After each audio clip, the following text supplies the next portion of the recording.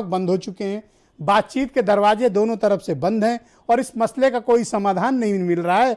और पश्चिम उत्तर प्रदेश में पहले मंडल, फिर जिला, फिर विधानसभा क्षेत्रों में, अब तो आज रिपोर्ट आई है कि गांव-गांव पंचायतें बैठ गई। तो इसका समाधान कुछ निकलेगा या नहीं निकलेगा? इस बात का इंतजार सबको है। ये जो जितने दिन आंदोलन चलेगा उतने दिन उत्तर प्रदेश में भारतीय जनता पार्टी के खिलाफ किसानों में, जनता में लगातार खिलाफ माहौल बन रहा है। ये चाहे जितना तर्क दे दें, लेकिन किसान दिन ब दिन बीजेपी से नाराज होता जा रहा है और उनके मंत्री और विधायक कलेजे पे हाथ रख के बैठे हैं कि पता नहीं कैसे अब की चुनाव जीत मिलेगा कि नहीं मिलेगा।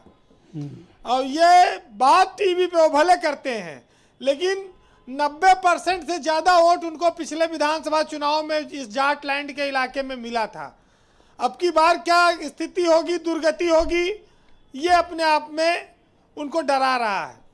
लेकिन महत्वपूर्ण बात यह है कि किसान 3 महीने से धरने पर बैठा है और वो बिका तक नहीं। तमाम कोशिशें हुई, वो हटा नहीं। कोई विधायक बैठा होता तो 2-4 दिन में बिक जाता, धरने पर से उठा लिया जाता, इधर उधर हो जाता, शपथ लेके मंत्री बन जाता। हाँ, कुछ भी हो सकता था और तमाम सारी चीजें उसको मिल जाती। लेकिन ये किसान की हिम्मत और धर्मेंद्र मलिक, नरेश टिकैत, राकेश टिकैत, ये धरती के वो लाल हैं जिन्होंने 7 साल में केंद्र सरकार की किसी नीति की आलोचना करने की हिम्मत दिखाई। इससे पहले तो कोई सरकार की किसी नीति की आलोचना हिम्मत नहीं कर पाया। बहरहाल एक चीज जो महत्वपूर्ण अभी आई कि भाई ये किसान आंदोलन में खाली पश्चिम के किसान शामिल हैं, पूरब के लोग नहीं हैं। पूरब में अभी आप देखिए बाराबंकी में, बस्ती में, मुंडेरवा में पंचायत हुई है और पूरब के ही किसान भी अब अपना खेत जोतवा रहे हैं। अब वो अपनी खड़ी फसल को जोत कर विरोध प्रदर्शन कर रहे हैं, प्रकट कर रहे हैं।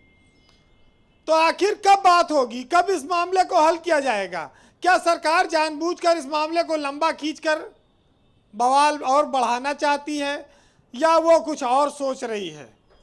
बहुत सारी चीजें हैं। बहुत बार बहुत राजनीतिक डिफरेंसेस जो होते हैं वो भी किसी आंदोलन को खत्म नहीं होने देते। बहुत बड़े बड़े नेताओं के अपने अपने आपसी मतभेद होते हैं जो शायद जनता को और लोगों को दिखते नहीं।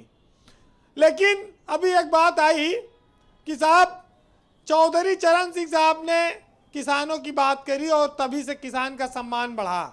ये बात सही है। उनका नारा था कि देश की तरक्की का रास्ता खेतों और खलिहानों से होकर गुजरता है। लेकिन उसके आगे इस नारे को आप नहीं मान सकते जिसको अभी रोहित अग्रवाल कह रहे थे, चाहे चौधरी अजीत सिंह या जयंत चौधरी के लिए।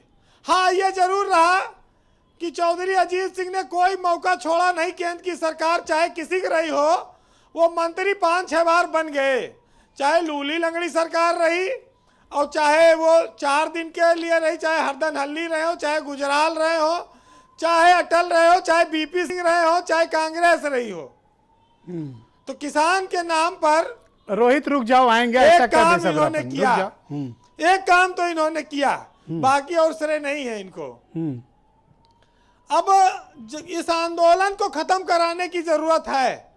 लेकिन सरकार अगर आज यह ऐलान कर दे कि इन कानूनों का 3 साल के लिए, 4 साल के लिए स्थगन किया जाता है तो शायद ये आंदोलन खत्म हो जाए, या सरकार इन सबको जबरदस्ती उठा दे। कोई ना कोई तो करना पड़ेगा, क्योंकि जितना लेट करोगे उतना नीचे तक पानी रिस रहा है और वो दीवार को कमजोर करेगा। बीजेपी की नींव तक वो पानी जा सकता है।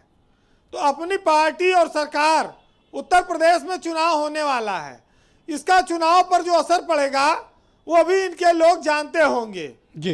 कोई जानबूझकर चुनाव हारना चाहता है तो शायद वो ऐसा कर रहा हो। बहरहाल हमको आपको किसानों के साथ रहना है, अन्नदाता के साथ रहना, चाहे उनको गद्दार कहे कोई, चाहे कोई आंदोलन जीवी कहे, चाहे आतंकवादी कहे। वो इस देश के धरती के लाल हैं और उनका हमेशा सम्मान करना पड़ेगा जी। अभी तो 2-4 फसल जुतवा दे रहे हैं, अगर सबने शुरू कर दिया ये धंधा, नहीं हम सबको अनुरोध करना चाहिए। और बीरेन जी, आपको भी बहुत लोग सुनते हैं और बहुत लोग फॉलो करते हैं, आप भी किसान भाइयों से अनुरोध कीजिए कि कृपया फसल ना अपनी बर्बाद करें। देखिए, मैं आज जो लोग आंदोलन पर बैठे हैं उनसे हम लोग शांति की अपील कर सकते हैं, उनसे ये कह सकते हैं कि वो अपनी सरकार के सामने बात रखें, हौसला रखें। इस हौसले पर आज 4 लाइन बोलूँगा जी। कि जब टूटने लगे हौसला तो बस ये याद रखना, और बिना मेहनत के हासिल तक तो ताज नहीं होते, और ढूंढ लेना अंधेरों में मंजिल अपनी, और जुगनू कभी रोशनी के मोहताज नहीं होते। ये धरती का सीना चीर कर अनाज पैदा करने वाले लोग हैं, इनका सम्मान हर हाल में हमको करना होगा। सरकारें लेकिन जो व्यवहार कर रही हैं उस पर यह बहुत मौजू है कि कल तक हम किसान थे, आज बेईमान हो गए, और हमारी मेहनत का खाने वाले सब महान हो गए, और गैरों की फितरत है, शामिल है दगा करना। और दर्द तो यह है कि जो अपने थे वो भी अनजान हो गए। बहुत बहुत शुक्रिया वीरेंद्र जी, बहुत बहुत धन्यवाद आपका।